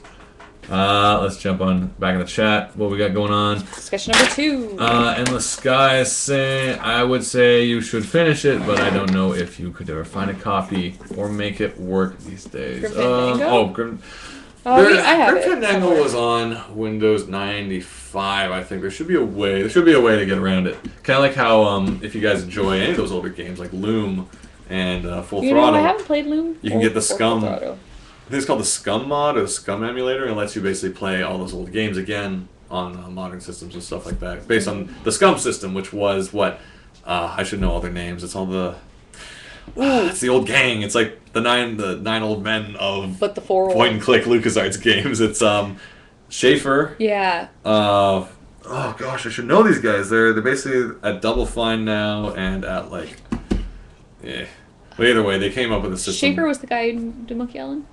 Was he? Yeah. Or was he Full Throttle? There's a bunch of them, and they were kind of. You are in front of the internet. I could. But either way, they came up with a system called Scum, which was a new way to do text adventures with a visual interface, where it's like you click on, one of your options first, and then you interact with something in the world. So you had like see, look, taste, and they would give different reactions for each one. Like, I'm not putting my tongue on that. Or I like that. When you try to pick anything up and Day of the Tentacle, Hoagie goes, I don't wanna. Yeah, I love that. So, brilliant stuff. Endless Sky says, Schaefer was one of the co-creators of Monkey Island and made Full Throttle, Day of the Tentacle, and Grim Fandango. I think I'm going to have an answer for you. Is he Double Fine, though? Or did he go off and do Brutal Legend? Or am I thinking of the other guy? Who was the other big name, then? I should know this. I saw a talk with that guy. Oh, wait. What? Wait, no. What? This is really difficult. If I search quickly, the name should come. Alright, I'm going to just type Monkey Island. Wait, why am I on the Wikipedia page? Oh, it can't go on Wiki. It's on Blackout. I'm on Wikipedia. Oh, what? Mobile Wiki works, actually. Oh, okay. The mobile Wiki should work. It's script creation utility for Maniac Mansion. Script creation utility for Maniac Mansion. It's a script language developed at LucasArts to ease development of the graphical adventure game Maniac Mansion. So it was specifically for that. Okay. Oh, they have a still from Indiana Jones: The Fate of Atlantis. Oh, that was one of my favorite games. And this is going back to what I was talking about, the killing fatigue I have with a lot of video games. Indiana Jones had 3 ways to play that game. If you went the friendship route, no. Well, fists, wits. Fists, wits, and friendship? Yeah, I guess so. Was it? Because it was like cooperative, with your... You can go fists. Like, the big turning point in that game is you show up at the nightclub, and the bouncer shows up to the door. You can use your wits to get through him. You talk your way through. You use your fists and just punch him out, which makes your whole game now more of an aggressive game. Because now every time you meet a Nazi, you got to fight him. Or you can use team or something and climb into a vent and just skip the whole thing. I forget. And it basically made you have 3 different games, which was really cool. I really loved having the wits one, and each one had slightly different storylines too. And I love that game. What was that? That is probably a raccoon on our roof. Since I missed the beginning, is that your new hat shag for the win, says Sandy. Goodness. Yes, it is. I watched the beginning of the episode, don't want to talk too much about that. But, where's the camera? There it is. I'm trying it out. Trying this bad boy out. I think it's working. Yeah. There we go. Yeah. Boom. Watch the beginning of the show. I talk all about it. There's a special treat just for you. Chris is saying shit just got real and posted something on your Twitter. Uh-oh. What is it? What did he post? I don't know. Oh my gosh, what? We got to get to Mickey, Mr. Dolphin. Shit just got real. Oh, it's for people who can't see, it's Minnie on a surfboard. Yeah. And then it's Mr. Dolphin. Creepy dolphin. That's amazing. Wait, did this exist before the show or is this generated for tonight? Because I'd be curious about that. It's like maybe there's already a meme of shit getting real with Minnie. Shit just got real. But if it's for the show, then that's awesome. Yeah, we gotta get that website going with the fan arts from this. We should eventually. Like that awesome Zelda one from last episode. Yes, if you guys haven't checked that out yet, there was a Zelda fan comic based on one of our conversations. It was really silly, and I enjoyed it. Really well drawn. No. Live action Christopher Lloyd is an animator who gets sucked into... Oh yeah, I remember that, Toonstruck. Never played it, but Christopher Lloyd gets sucked into like a Toon world. while trying to meet his deadline. That's why I have not heard of that. That's so It's a weird appropriate. game. Oh, Flexbot says I just made it. Excellent. We gotta spread that. We gotta meme that shit. But yeah, it's called Toonstruck, and it's basically like a point-and-click adventure with live-action actors. No. Okay, next one. Oh, I see. Sorry. Alright, let's see how you're starting. One more thing? How many more things are you doing? Well, I need to... Well, do as I'm many just as going you to doodle need some to. roughs. Yeah. I'm just going to do little stick figure characters. So here's some fun news. And by fun, I mean not fun at all. Oh, what's that? Just got back from the post office. What? And all the price of postages had raised a bunch. No! Raised a bunch. No! Raised Why? a bunch. Now I can't already afford to buy expensive. my lunch. Post office raised a bunch. Damn it. Yeah. So what we got? So originally it was $2.06 to ship Canada. Now it's like $2.10 maybe. It was only $4.10 to the States. Now it's $4.20. And over, oh man, that was overseas. I don't forget, something like that. 2 something, 4.10, 4.20. The price has gone up, kids. How much is it overseas now? I think it's 4.20. It used to be 4.10. Now it's 4.20. Wow. It was 2.06 for the States. And it was Come on. it was 1 something Canada, but now they raised it to like, I forget. I gotta look at the receipt. But yeah, price of everything goes up, and yet I don't get paid anymore. Yeah, and yet. Infrastructure is going to collapse on itself eventually. I keep maintaining that. Anyway. Yeah. So buy Silly Kingdom. Buy Silly Kingdom and help us fight SOPA and raising taxes for posters. Yes, and bus taxes. Yeah. Bus price. Yep, the bus system went up too. Yeah. Rent will probably go up. Electricity will go up. Internet's going up too. Everything's going up. $2 here, $2 there. And yeah, when you ask for a raise in a paycheck, it's like... You want more money? Why? And I'm like, so I don't starve, sir. Starving gives you integrity. Starving artist is an artist. Yeah, you're not an artist unless you're I'm sorry. That was one of the big problems with the generation gap of artists in Japan. How crazy work hours were kind of a typical thing in the old animation industry, and these new guys are like, you have us working all week straight, no extra pay. It's like, that's what we did. Yeah, it's like, well, you did a lot of crazy things. Yeah, you guys. I'm glad you created the industry, but you guys are nuts. And people are like, kids these days. It's like, you almost killed yourself. Yeah, kids these days don't know how to neglect their families. Yeah, and exactly. Go home and sleep in hammocks in the studio and not bathe and. Ugh. Miyazaki films don't make themselves. That they don't. That's true. We appreciate the work, though. Yeah. Speaking of which, there's an introspective coming to Toronto. The TIFF Lightbox Theatre in March, I think, is having a Miyazaki introspective. Is it Miyazaki particular, or is it Ghibli? Ghibli. Ghibli? Both. Which one is it? Both? Okay. So I think mostly Miyazaki. I guess you can't have one without the other in a weird way. But it's like, is it about but he grew up in Earthseas Ghibli? Ghibli, right? And he didn't have anything to do with that. Earthseas? Earthseas? That's his The one kid, his son isn't it? did? Yeah, I don't think it had anything to do with But it. it's Ghibli. Yeah, why not? Okay. I think it's a Miyazaki introspective. Oh, okay, because they're not talking about that. Yeah. Even though his son's name is Miyazaki. Too. Yeah. I haven't seen that yet, though. And I haven't watched it. Arrietty yet, but the British version is available, I do believe, before the American version, which is coming out. So you guys can check that out. Based on the Borrowers. I never watched that movie. There's one with John Goodman in it, and he's like, they're taking my things! I saw that, it was Girl Guides, we got to all go see a movie at the end of the year. Mm-hmm. Oh. And, I think we all wanted to go see, like, Outbreak, but it was like, no, that's a grown-up movie. We'll go to Borrowers. We're going to watch the Borrowers instead. Mm-hmm. In this ass, if you have squirrels and raccoons. I do. I have squirrels on my wall, and there are raccoons that live under the porch. Mm. Oh, Chris actually has a copy of that Toonstruck if you want to look for it. Oh, cool. Interesting. Brought enough time to play it, but I'm curious about it. Though, actually, I also have the new Telltale Salmon Maxes, which I haven't played yet. I got you the new Monkey Island. I got the new Monkey Island. Which I haven't played it. And I got me 2 seasons of Salmon Max, which I haven't had time yet. I'm curious to look at those at some point. Man. Chris Lowe says, LARPing, who does it and why? Friends of ours do it because they're nuts. But in a good way. They've tried to rope us in, but like, I'm sorry, I don't want to be, drama queen or nothing. But I like a functioning shower and toilet when I'm in the woods. I like camping and all that, because I've done that, and I do want to try LARPing at least once. But what freaked me out was my friend was telling me a story about you're not even safe in your tent. People can still attack you in your tent, and I don't like that. That someone could just be like, I cut your tent 1, I cut your tent 2. You cut it the hell out! And you're like, oh my gosh, like, I'm sleeping in here. But he was telling us a story about how one guy was so exhausted from a day of LARPing that he just took all his clothes off and collapsed in his tent, zipped it up, and someone, like an orc, one of the, I guess, people who run the thing, who was a fighter, came in, broke into the tent, and you can either fight or you can just take a death, and the guy didn't want to take a death, so he runs out of the tent buck naked, and then fights the guy just absolutely in the nude, wins, because the guy's like, what? It's like, I don't know.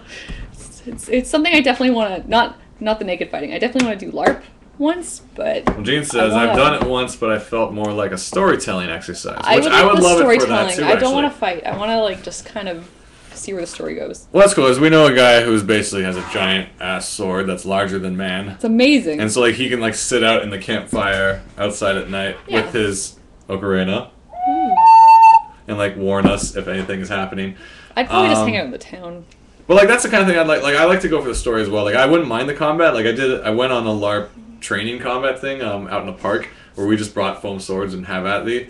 And I just realized I just wasn't fit enough to do it because it's like you are breathing and running and swiping and dodging. But I'd like to have that a part of it, but I don't want that to be all of it. Because also, like, I'm not good with the math. I keep saying that's my biggest hindrance where it's like, turn magic, defense. That's what I was saying with D&D. I was like, there's a lot of math, but this game is nerdy. Never mind that I'm like, I'm going back to draw comic books. Princess. Nerdy D&D. You bunch of nerds. I'm going to go draw my comics. About wizards. Now shut up while I read my new Superman comic. But, like, yeah, I'd like to go... Superman All-Star. Actually, what Fox is saying is, where iLARP has those things, is it Underworld LARP or is it different LARP? Because Underworld LARP is Jericho, isn't it? Or is that different LARP?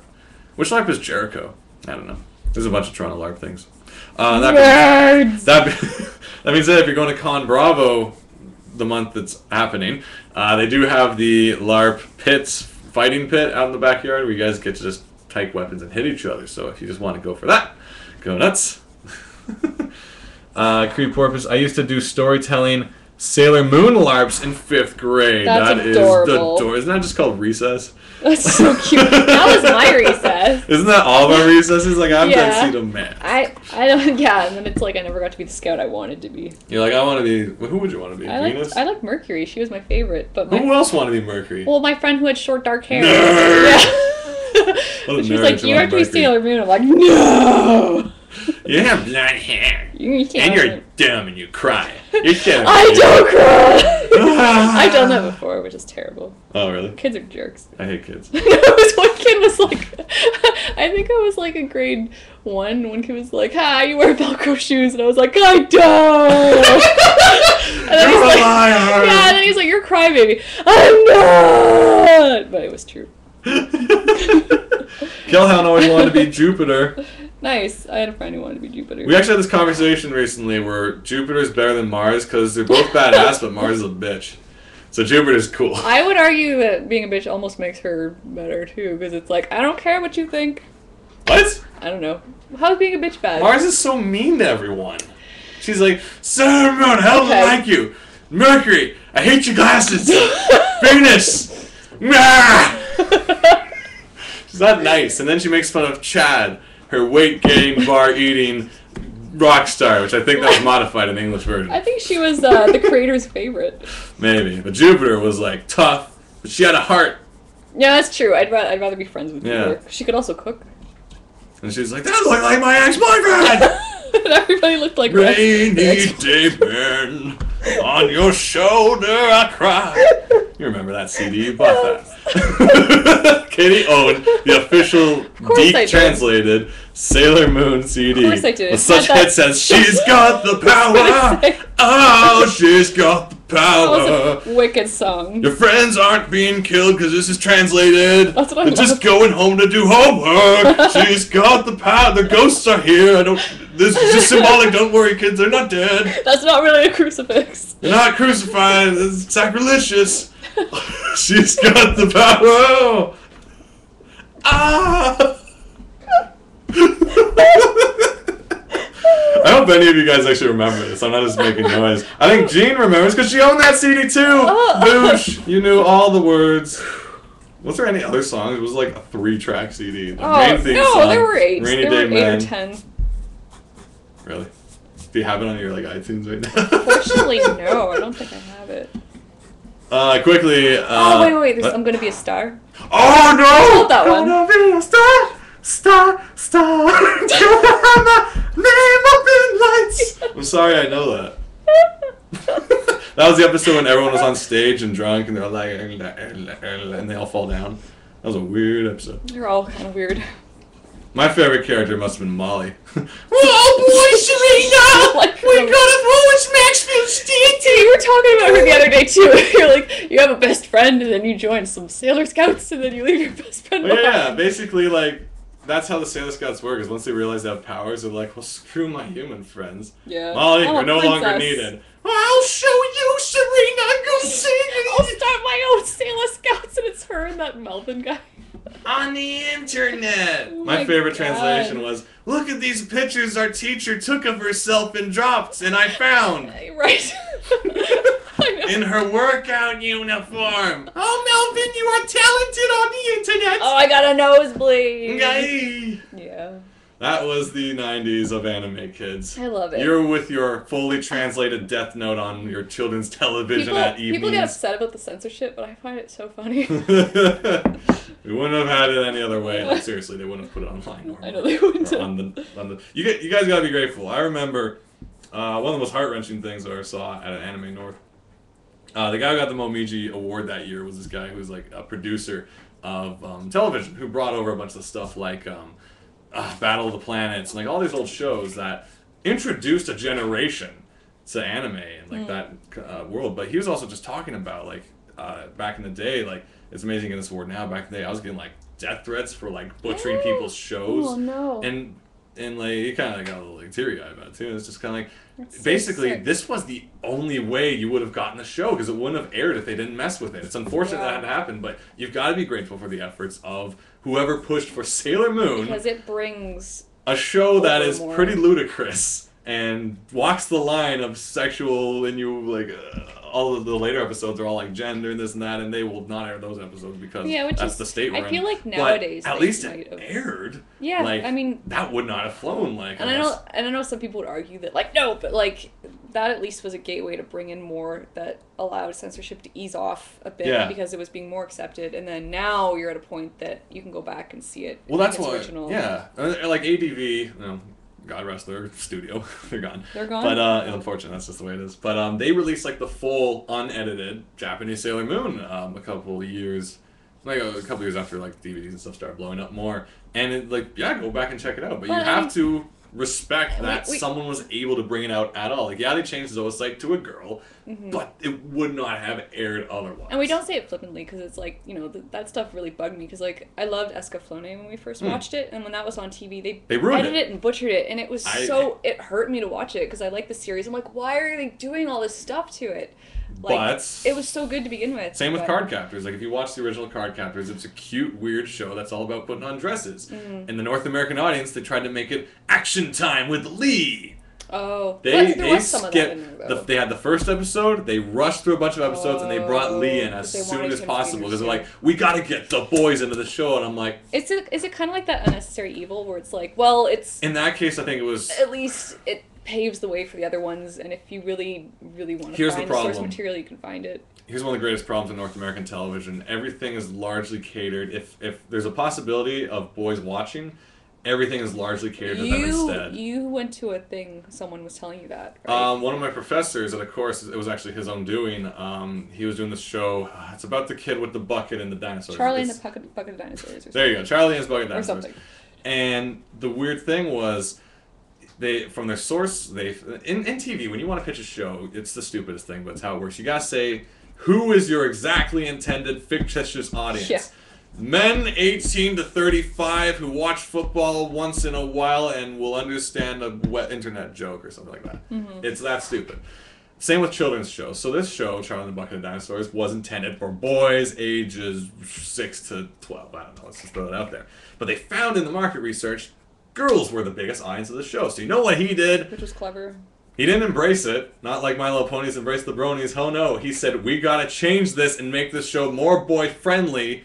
Let's change the color of that bucket. It's no longer red. Make it blue. Because that's what was doing it. No more pink dinosaurs. No bows or ribbons. Show is meant for boys. Get rid of the girl characters. Yeah, pretty much. It's messed up. There you go. So that's just how TV it is. That's the dangerous thing, though, because it's like, I feel like the audience is kind of organic in the way it grows, and it's like you can intend it to go some way, but if you try and stranglehold it for a certain audience, you're totally damaging the show and the potential for people to enjoy it. It's a weird world. That's why I'm. You're getting so like. Well, Gene also said, "No, Shaggy, don't get me started." Yeah. Wow. Yeah, it's. This is a huge topic, and I mean, we've already been going for an hour, so we probably we're probably gonna wrap up soon. We're almost hitting the 2-hour mark on this episode. Let's jump over to Katie Campbell. We read a few. Oh no, because this what? I keep trying to fix this drawing. Was that the original one? Yeah, this arm is not. Shoot him in the head. I know. Bring the heavy out. I wish I could be like those people that could just draw amazing things on the go, but it's success lies on the other side of frustration, folks. You just keep going. Let's jump on Twitter quickly. And it's saying, are you guys going to sell the buttons? Because I want an Allen one. I mean, maybe not online, but we could probably look into, I don't know. Why are you whispering? Well, I mean, I'm looking at you. Don't tell the people watching it buttons. Well, what should we do? Shut up about the buttons. What should we do about the buttons? I don't know if there's more demand for it, for sure. Because the buttons are actually fairly straightforward to make, but does that defeat the purpose of it being like a exclusive thing for Indiegogo? They were special gifts for the Indiegogo. Because we can tell you now, there will be some new buttons with the next one. Yeah, because we are going to do. You know what? Maybe we'll do that then for the next incentive. We'll read like the super pack. Yeah, you can get all the buttons as a reward. All 20. All 3,000 buttons. Put them on your clothing. All we do is go through the comic and just like take stills of every panel. There's some of them are word balloons. It's like, what though? These guys are jerks. Sandy also chiming in about Sailor Moons. And Jupiter had great talents. Winky face. Yes, she did. Winky face. Let's jump in. Big Sailor Moon talk we went through here. Oh, jeez. I wasn't expecting that. Yeah. Creepy Horse said, or you gotta believe in the power of love. Yep. Was that a song? Gotta believe. Can you sing it for us? Can you, like, write the notes? Or, like, record yourself on YouTube? Flux saying the song that Sailor Mars sang at the talent contest. Was that it? Wasn't that I'm Gonna Be a Star? No, that was like the song for like, this is the talent contest. Okay. Gonna be a star. You know what? We'll YouTube it after the show. Hey Molly, knock knock. Melvin, don't. What? Chris, what are you doing? Kelhound saying, I watched a bunch of it recently. Chris saying, your boyfriend's dead. Wow. Did that happen in the series? Like, I know Maxfield Stanton? Maybe that's it. I'm sorry, Molly. We're not gonna be able to get them parfaits. Yeah, I was always Maxfield! The parfaits isn't what I wanted! I wanted Maxfield! Oh my god. And I'm like, it's so sad. It's a heartbreaking story, kids, when you fall in love with a man 3 times your age and you're in high school. Oh, anyway. it is. Oh yeah, he was also evil. Goodness. But then he turned. Not evil. Because he loved those parfaits. You know, I used to hate humans. But then you made a little something called parfaits. Oh, his voice, too. Yeah, that was the worst. He's like, hey, I'd like to meet your parents, Molly. He's squeezing all the time. Smoker voice. Gross. It was pretty horrible. I'm sure they'll understand. No. Yeah, your Daddy's really strict. Her mom was the villain in the first episode. That is true. Her mom knows a taste of evil. You think she'd have some sympathy? I also was. Yes. Let's see. Gene was talking a couple things. I interned for the pitch department at Nick, and they threw away a lot of pitches. All of them were all for boys. All of them were all for boys because girls don't like act. They threw away a lot of pitches. I'm gonna mix the conversation, man. Kellen's saying that's like the Avatar: The Last Airbender toys had no girl action figures. Really? And I saw the Aang action figure on the shelf at Toys R Us at like forever because no one bought it. Anyway. There's this really cute 2-parter comic I've seen though that I like, where it's like how you can tell if boys have been playing with the Avatar characters. And it's Aang and yeah, it is. It's Aang and it's Zuko, and it's like, you know, they're missing arms and they had fought, and it's like you can tell if girls have been playing with it. It's like Aang's on top of Zuko. I'm like, yeah, that's pretty accurate. Yeah, pretty much. Stupid, sexy Zuko. Not to say that you don't want them fighting, but like, stupid, sexy Zuko. Boys don't like dolls. Girls don't like action. Actually, that's because the merchandise department had no idea how to make toys for action shows. But I mean, all they had to do was have like stereotypes. figures of the, Katara and Azula Yeah, and like, well, Kylie. I found the same problem with the Teen Titans figurines. They'd have, we found tiny figures for Heather because she loved the Teen Titans. Our when little she was sister younger. loved Teen Titans. And I got her a little Starfire figure, and that's great. Yeah, but Starfire is when so it came to the actual figures, like, on the shelves at comic shops, it's like Beast Boy, Robin, Robo Guy. Yeah. Where the other members of the team? It might have been that. Slade. Wait, no. Maybe. What? Do you think it was the toys made, or was that particular comic shop thought they could only sell to boys? Because That maybe could if you went happen to too. Toys R Us, you'd see all of them. It's weird. Like, it's. Again, a huge topic. We could go on for hours. You almost hope, like, the example that Friendship with Magic has set is that everyone can enjoy something. But the truth of the matter is, Shoujo Beat disappeared because, like, my assessment, unfortunately, is not true, like, based on fact, but it's like Shonen Jump and Shoujo Beat, one of them had to go. Shoujo Beat went because girls will read Shonen Jump, Naruto. Boys will not read, like, typically. Why did one of them have to go? Boys will not read though? Shoujo Beat. The whole industry got hit pretty bad recently, so it's just a part of it. It's just something that had to go. And so the girl anthology went away. Oh, well, I guess learning about relationships and stuff is not necessary. Let's learn about fighting and collecting them all, because that will surely help you in your life. Big disappointment, because I really enjoyed Shoujo Beat.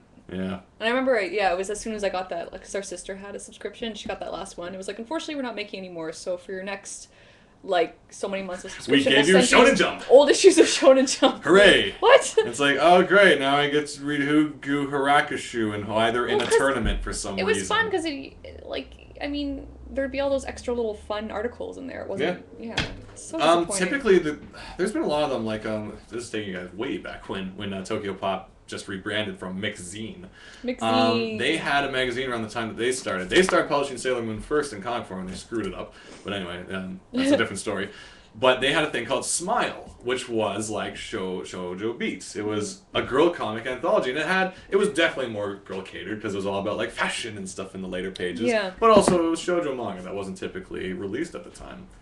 Like the first big shoujo would have been Fruits Basket, which was Tokyo Pop's like biggest selling title, pretty much. They had that in Smile? Smile was Sailor Moon. Here's the thing. All right, I'll tell you why they screwed up. Because the first 5 issues of Sailor Moon were in Smile, and then they're like, this is popular. Let's sell Sailor Moon separately. So issue 1 of Sailor Moon was issue 6. That's right. That made no sense. Labeled as issue 1 that because they assumed no you read it all in Smile. It's like, wait, what? What? Yeah, what? Yeah. I don't know who made that decision. It is a weird world, kids. But this is a little gender. The bottom line is, kids can technically enjoy anything. You just can in enjoy ways. anything. There are some things that are grueling to my brain, like this whole any show that's all about let's be popular, girls. Well, that's what you were Put saying. on sexy shoes. That's what bothered us when we were watching the lineup for the new Nickelodeon. Nickelodeon has this preview of what's coming up, and it's like Kung Fu Panda series. You're like, all right, all right. Action. Okay, cool. Korra. We're like, oh, this looks amazing. It wasn't animation. It was animatics. It was an animatic Korra, and it's Korra. like, oh, there's scenes and there's ships, so and she's got cool. chains, and then it's Winx Club. Which is fine, but it's like I say, with great power comes great popularity, and I'm like, that's such a different Friends thing. forever.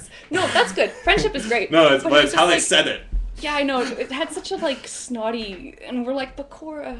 Yeah, but once again, it's intended for a different audience to feel. It's meant for a much younger kind of, because I really, it feels. Please tell me it's meant for a much younger audience. Yeah. It's like. But the case in point is, guys are not typically going to watch that show. So this is just the numbers. Like, Well, you've seen that video with the little girl in the Toys R Us. that was put into question because everyone's all like, she's just saying what her parents already say around her, and so it's not her opinions, and so that child got discredited on the internet. Boom. You ain't got nothing. Yeah, because none of us have any self-control. Shaggy, I draw because my parents wanted me to draw, right? Is that why you do audio? Well, Dad has an awesome voice. I do have to say that our parents have been really awesome with supporting us in doing this. But, I mean, some people are told not to draw, and they'll do it anyway. Yeah. So I find it's kind of unfair to think a kid's just doing what her parents say. I didn't say that's my opinion. I'm just saying the net is, like, fighting this child. Of course. You don't have an opinion, little girl. Let's jump in quickly in the chat while we go back to Katie, Minnie, position cam. We're going to wrap up, I think, because we're almost in the 2-hour mark, guys. Yeah. This has been an angry episode. Damn you, SOPA! I know. New delicious cupcakes. Man, there's a lot going on. I want to read it all because it all looks so great. Pitches. After years of nothing but making SpongeBob merchandise when given the action shows like Danny Phantom and that Avatar, was the name of that show. They had no clue. I was thinking about Danny Phantom. Says Gene. Yeah, Danny Phantom was fun. Heather liked that show too. Fun. So it was silly. Like anything by the Fairly Odd Parents guys are like pretty silly. And he has white hair, and I like white hair. Yeah, like that kid from Erie, Indiana. His name was like X. He had white hair. I had a crush on him. He was so dreamy, and he rode a skateboard. I cried on the weirdest characters. He was like a young Doc from Back to the Future. He's like a young Emmett Brown. A young Doc Brown. Oh, Emmett! I saw her in something serious recently, and I was like, huh? Oh, you cry me. I think I did. Notice, says Chris Lewis, knows how Disney TV shows are mostly overdone, use sitcoms now, and somewhat poorly done cartoons. We don't actually have Disney. We only get the good stuff, sorry. Yeah. Because we don't have the Disney We Channel. only get quality in we Canada. get filtered Disney content. Canada. Kellen says Mattel was making the toys, though I thought. The cartoons being poorly done and the animation was. Phineas and Ferb is a pretty good show. Phineas and Ferb? Phineas and We're Ferb. reading a lot about Phineas and Ferb. You're going to have to check that out. That's the show that at Comic-Con they had a sign for their photo booth saying you're not allowed to go in if you have cosplay on. Oh, yeah. Copyrights. Well, it was great because they had like the platypus with a hat and the kid with the nose, and it's like, come take photos like if you're a cosplayer. No. Oh, yeah, I remember seeing that. No. Yeah. I'm assuming it's probably because this stuff is just going to auto-upload to the Disney site, and they don't want like Power Girl like... Right, yeah, yeah. They should have thought about that when they were going to Comic-Con. Wait. Was that? Are you in trouble? No, it's a look. Oh, somebody's in trouble. So what do you guys want to talk about now that he's left the... Alright, this just in. If you're going to the laundromat, don't use washer 11. It's broken. Okay. Don't use washer 11. I won't. I think we lost some detergent. Shoot. Oh, I'm sorry. Well, damn you, SOPA! Well, at least we still got these. Or you already ate the top of yours. I just ate the top of my cupcake. Have you been eating that the whole time? Yes, just not in a way. Anywho, so there's a lot of stuff in the chat I'm sorry I missed, but it's me backpedaling a long way, so I'm glad you guys had a good talk. Yeah, thanks so much for hanging out, guys. We had a good draw. Yeah, I think I've got enough here to just finish it up and send Proto a couple more sketches, and yeah, hopefully next week I'll be inking some more and getting all your commissions done. And me, well, I'm going out to the ranch.